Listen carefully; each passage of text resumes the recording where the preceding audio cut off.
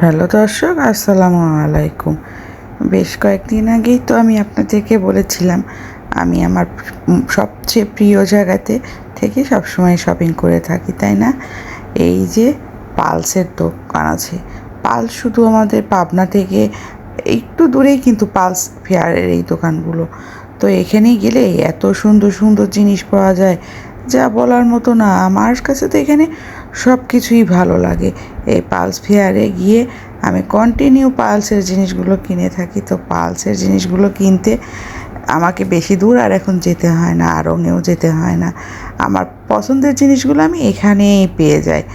আর যেহেতু আমি গিয়েছি তো তবে একটু শপিং তো করবই। শপিং করলে মনও ভালো থাকে, বাট নিজের কাছেও অনেক ভালো লাগে সব কিছু।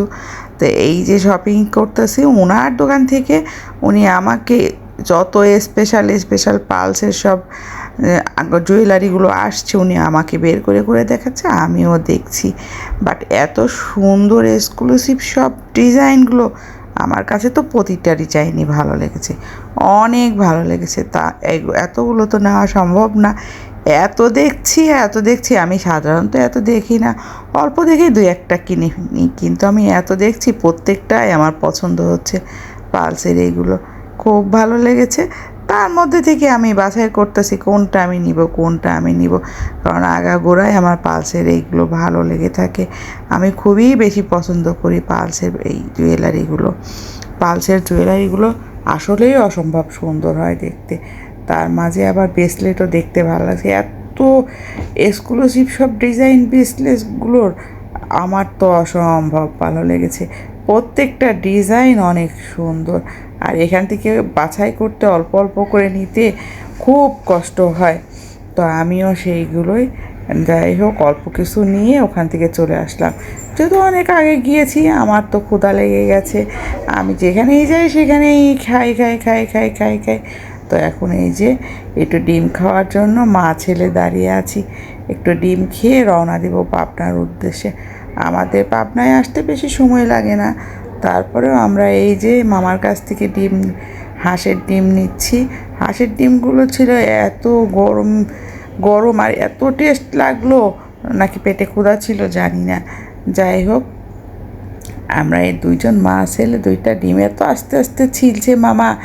তো মামার ছেঁড়া ডিমটা নিয়ে আমরা দুইজন দেখছি যে ফুল বয়েল না ওয়াটার বয়েল। যাই হোক, 3/4 বয়েলটাই দিয়েছি। আসলে এই 3/4টা খেতে না অনেক মজা লাগে।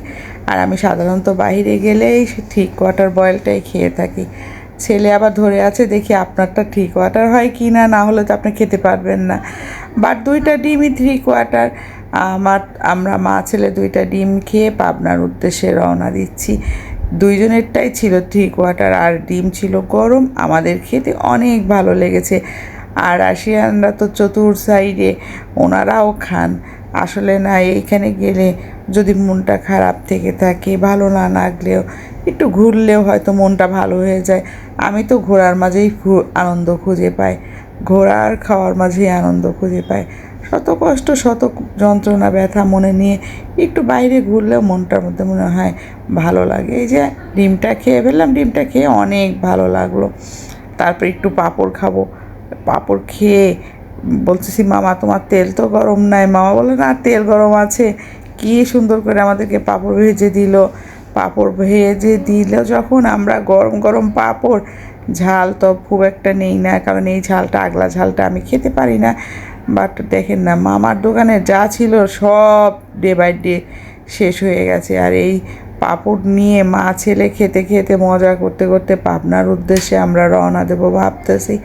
মামা ঠান্ডা হওয়া পর্যন্ত ওয়েট করতেছে। এই যে মামা আমাদেরকে পাঁপড় দিয়ে দিল, আমরা মা ছেলে মনের আনন্দে ঘুরতে এই যে এই রিসোর্টটা কিন্তু অনেক ভালো। এর আগেও কিন্তু আমি এই রিসোর্টের ভিডিও আপনাদের সামনে শেয়ার করেছি।